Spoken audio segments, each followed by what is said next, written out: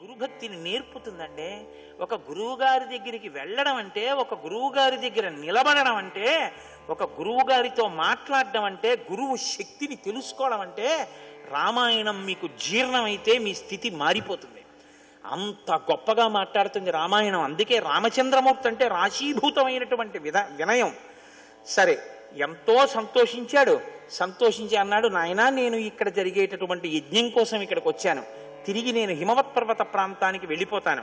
ప్రస్తుతం మిథిలాధిపతి అయినటువంటి జనక మహారాజు గారు చేసేటటువంటి యజ్ఞాన్ని చూడ్డానికి వెళ్తున్నాను, నువ్వు కూడా నాతో వస్తే బాగుంటుంది, మనం వెడదాం అన్నాడు.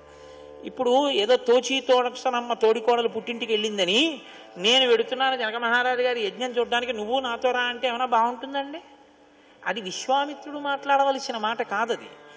విశ్వామిత్రుడు వచ్చింది ఎందుకు? 2 కారణాలకు వచ్చాడు. సమస్త అస్త్ర సంపద రాముడికి ఇవ్వాలి. నామకరణం వశిష్ఠుడు చేసేశాడు. రాముడికి కళ్యాణం తను చెయ్యాలి. అందుకే తస్య చింతయమానస్య మంత్రి మధ్యే మహాత్మనః అభ్యాగచ్చన్ మహాతేజ విశ్వామిత్రో మహాముని అని కదా అన్నారు నిన్న వాల్మీకి మహర్షి.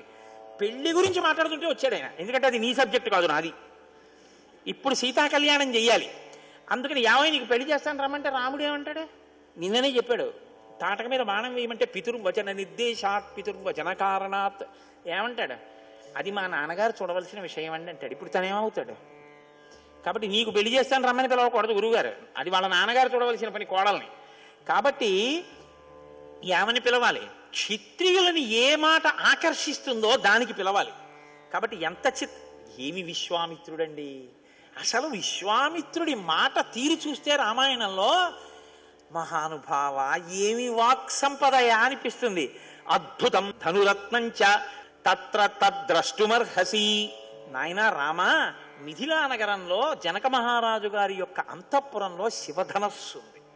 ఎంత గొప్ప ధనస్సో తెలుసా? దాన్ని రోజు ధూపం వేసి పుష్పాలతో పూజ చేస్తారు. ఆ ధనస్సు అంటే సామాన్యమైంది కాదు. దాన్ని దేవతలు ఇచ్చారు ఒక యజ్ఞంలో. దాన్ని ఎక్కువ పెడదామని చాలా మంది ప్రయత్నం చేశారయ్యా. ఎందుకు ఎక్కువ పెడదాం అనుకున్నారో తను చెప్పలేదండో. ఎందుకో తెలుసా? అది ఎక్కువ పెడితే సీతమ్మని ఇష్టాట జనకుడు అని అనుకోండి, మనకెందుకు లేండి, ఆ గొడవ మా నాన్నగారు చూస్తారంటాడు. అందుకని అది చెప్పలేదు విశ్వామిత్రుడు. ధనస్సు ఎక్కువ పెట్టడం చెప్పాడంతే. ఏది చెప్పకపోతే తప్ప? మరి సీతమ్మ గురించి చెప్పకపోవడం తప్పు కదండి. అంటే ఆయనకి అప్పుడు ఆయన ఏమంటాడంటే, బ్రహ్మచారికి నాకెందుకు ఆ విషయం, వాళ్ళ నాన్నగారు చూసుకోవాల్సిన విషయం, నేను ధనస్సు గురించే చెప్పానయా అంటాడు. విశ్వామిత్రుడికి మనం చెప్పలేము, ఆయన ధర్మాత్ముడు. కాబట్టి ఎంత గమ్మత్తుగా అన్నాడంటే, నాస్య దేవా నగంధర్వా నాసురా నచరాక్షసాః కర్తుమారోపణం శక్త నకథంచ నమానుషాః.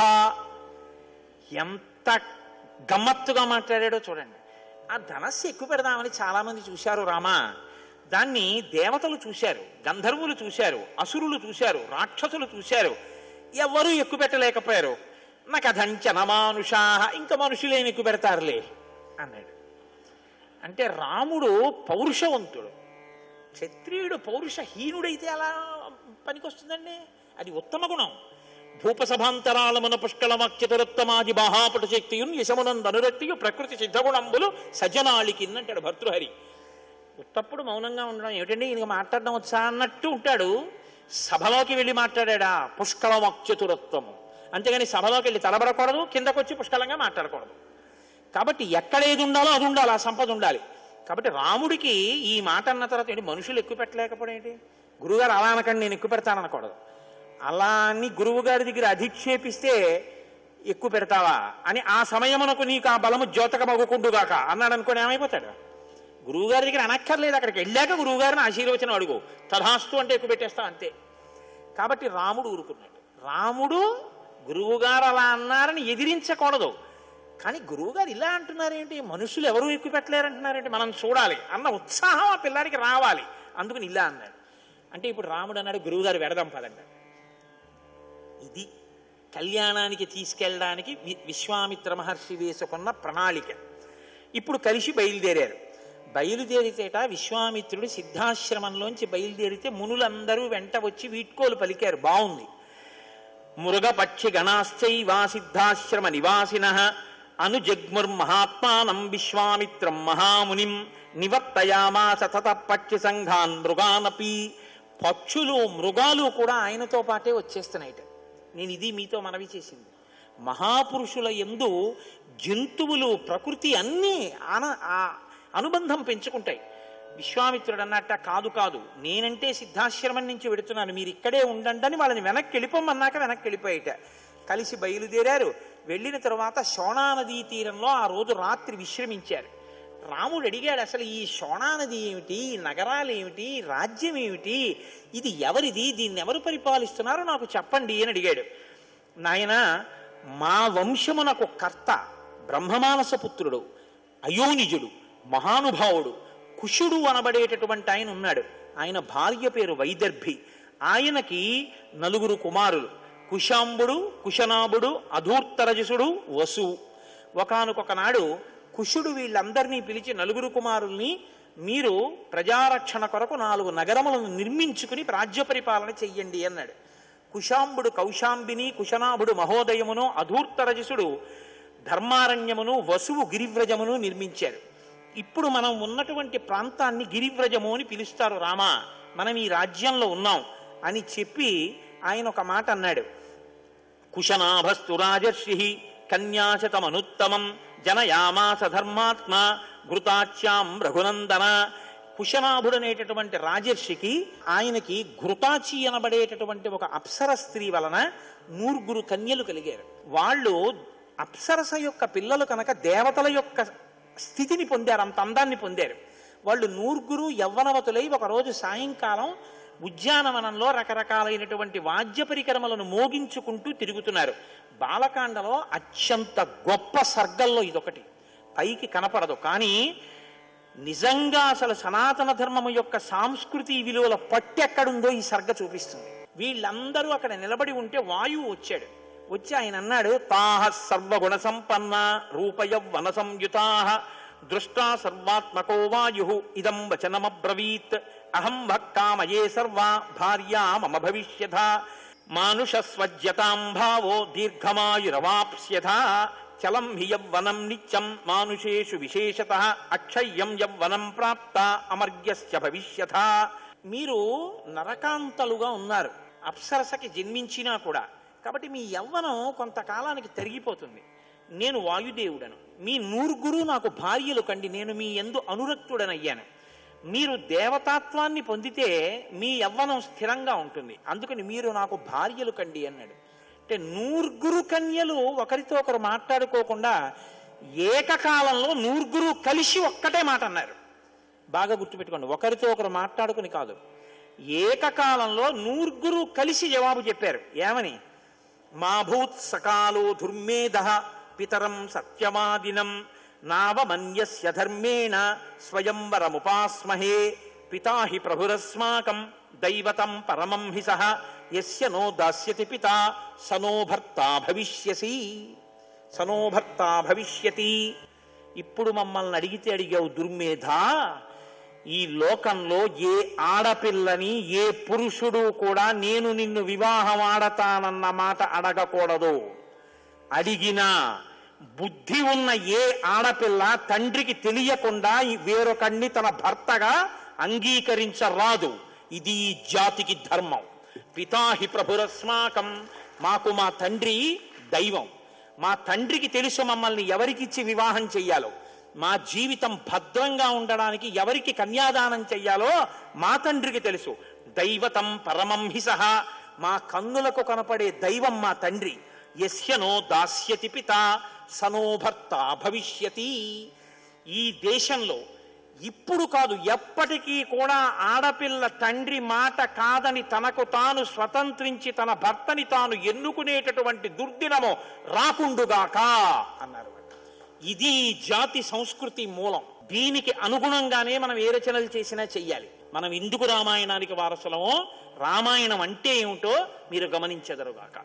కాబట్టి పితాహి ప్రభురస్మాకం దైవతం పరమం హి సహ యస్యనో దాస్యతి పితా సనో భర్తా భవిష్యసి. ఈ మాట అంటే కోపం వచ్చింది వాయుదేవుడికి. ఆయన వాళ్ళ యొక్క శరీరములలోకి బాగా ప్రవేశించి వాళ్ళ శరీరములు వంకర్లు తిరిగిపోయేటట్టుగా చేసేసాడు.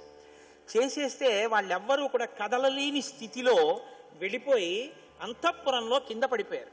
కింద పడిపోయి ఉంటే రాజైనటువంటి కుశనాభుడు తండ్రి వచ్చాడు. వచ్చి ఏమమ్మా మీరందరు ఇలా కింద పడిపోయారు అని అడిగాడు. అడిగితే వాళ్ళు అన్నారు, నాన్నగారు వాయుదేవుడు మమ్మల్ని భార్యలు కమ్మని అడిగాడు. మేమందరం కలిసి ముక్తకంఠంతో ఒక మాట చెప్పాం, మేము నీకు భార్యలు కావడం అన్నది మా నాన్నగారి అభీష్టం మీద ఆధారపడి ఉంటుంది, ఆయన చెయ్యాలి కన్యాదానం అన్నాం, కోపగించి మమ్మల్ని విరూపల్ని చేశాడు అన్నాడు. అంటే ఆయన అన్నాడు, ఏమమ్మా మీకు తపశ్శక్తి ఉంది కదా, మీరు మరి ఆయన్ని శపించలేదా అని అడిగారు. వాళ్ళన్నారు, నాన్నగారు శక్తి ఉంది కదా అని కోపం వచ్చిన చోటల్లా, తప్పు చేసిన చోటల్లా మనం శాపవాక్కు వెడితే ఈ లోకం ఉంటుందా అని అడిగారు. కాబట్టి మేము క్షమాగుణంతో ఓర్పుతో వెనక్కి వచ్చేసాను నాన్నగారు అన్నారు. ఇది రామాయణం అంటే.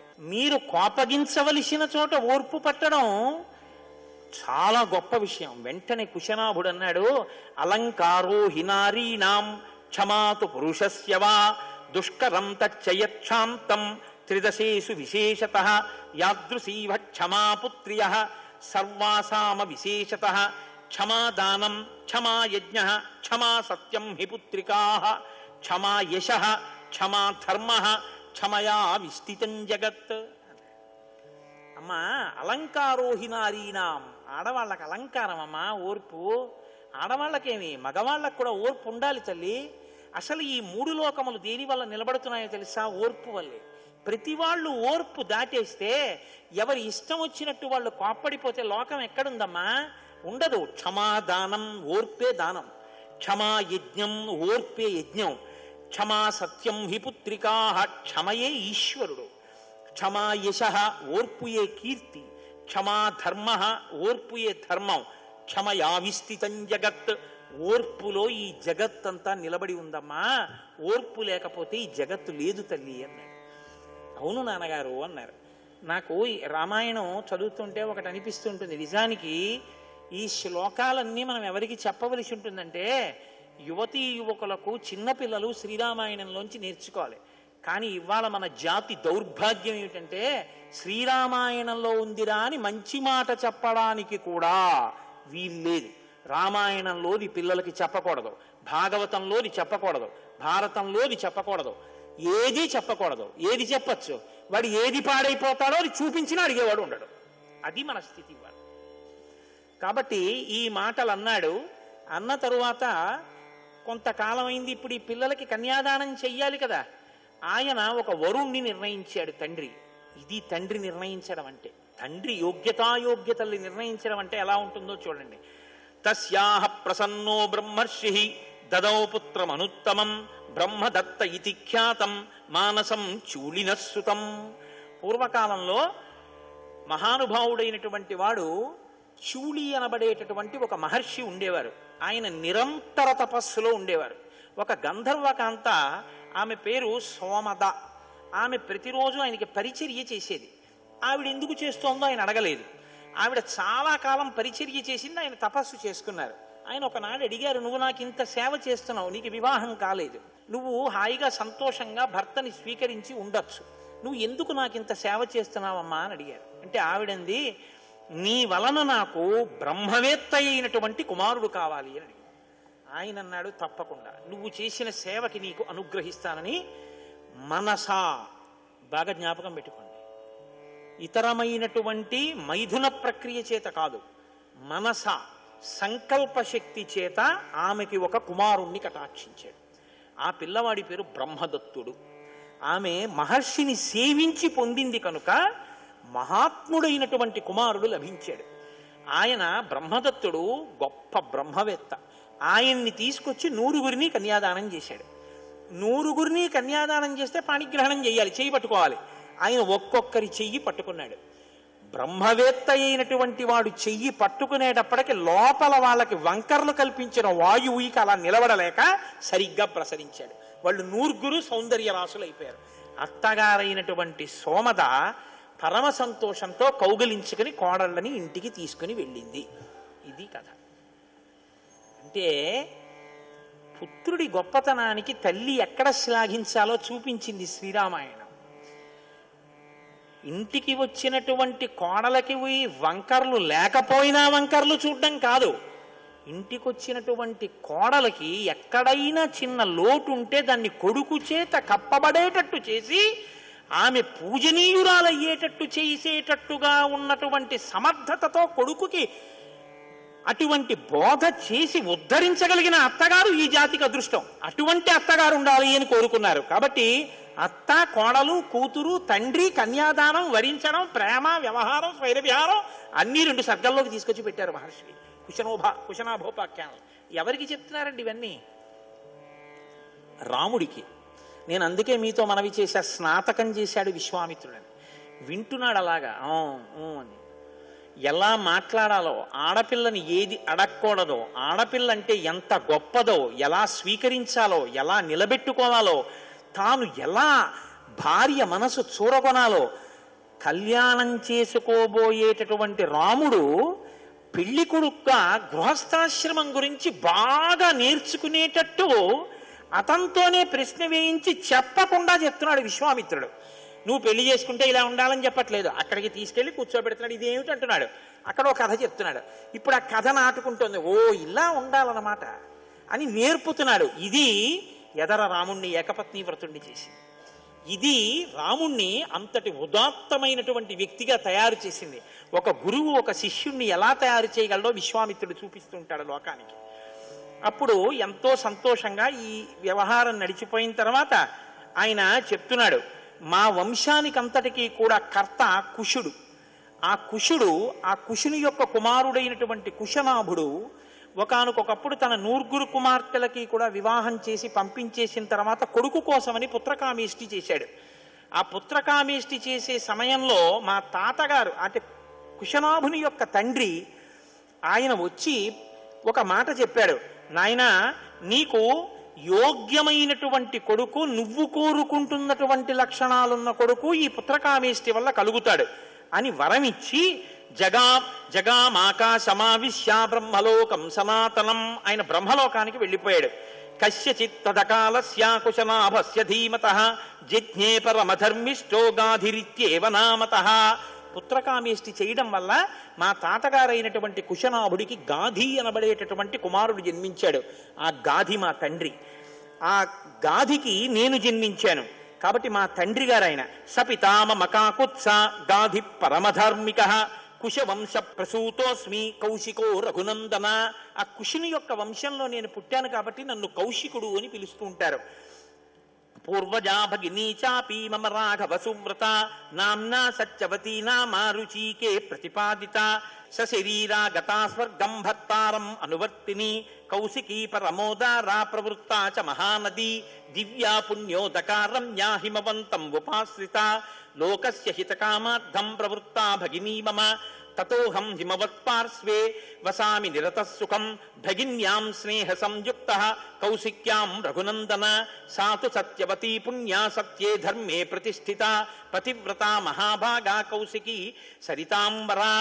నాయనా రామచంద్ర, నీకు నేను ఒక విషయం చెప్తున్నాను. నాకు ఒక అక్కగారుంది, ఆవిడ పేరు సత్యవతి. మా అక్కయ్యని మా బావ రుచీకుడికిచ్చి వివాహం చేశాడు మా నాన్నగారు. కొంతకాలం అయిపోయిన తర్వాత మా అక్క భర్త గారు స్వర్గలోకానికి బయలుదేరాడు. మా అక్క ఎంత గొప్పదంటే సశరీరంగా మా బావని అనుగమించి స్వర్గలోకానికి వెళ్ళింది. వెళ్ళి తాను నదీస్వరూపంలో ఉండి లోకాన్ని ఉద్ధరించాలి అని ఆమె కూడా కుశుని యొక్క వంశంలో పుట్టింది కాబట్టి కౌశికి అన్న పేరుతో హిమాలయ పర్వత ప్రాంతంలో ప్రవహిస్తూ ఉంటుంది. ఆమె గొప్ప ధర్మాత్మురాలు. నాకు మా అక్క అంటే ఎంతో ఇష్టం. అందుకని మా అక్క నదీ రూపంలో ఉంది కాబట్టి నేను కూడా హిమాలయ పర్వత ప్రాంతంలో కౌశికీ నది ఒడ్డున ఆశ్రమాన్ని నిర్మించుకుని ఉంటూ ఉంటాను. ఇక్కడ సిద్ధాశ్రమంలో సిద్ధి కోసం యజ్ఞం చేయడానికి వచ్చాను రామా. నీ యొక్క శక్తి వలన ఆ యజ్ఞం పూర్తయింది. ఇప్పుడు మనం మిథిలా నగరానికి బయలుదేరుతున్నాం అని చెప్పారట. చెప్తే రాత్రి పడుకున్నట్ట రాముడు. బాగా చీకటి పడిపోయింది ఇప్పటికే నేను ఈ విషయాలన్నీ చెప్పడంలో. చూశావా గుడ్లగూబలు అరుస్తున్నాయి, చూశావా ఆ రాత్రి వేళ ఎగిరేటటువంటి పక్షులు ఎగురుతున్నాయి, నరమాంసభక్షకులైన రాక్షసులు తిరుగుతున్నారు, చంద్రోదయం అయిపోయింది, రామా ఇంకా నిద్రపోవు అన్నాడు. అంత చీకటి పడిపోయిందని తెలియలేదు ఆయన చెప్తుంటే తన వంశం గురించి. అంత గొప్పగా చెప్పాడు. సర్వం శ్రీ ఉమామహేశ్వర పరబ్రహ్మార్పణమస్తు. స్వస్తి.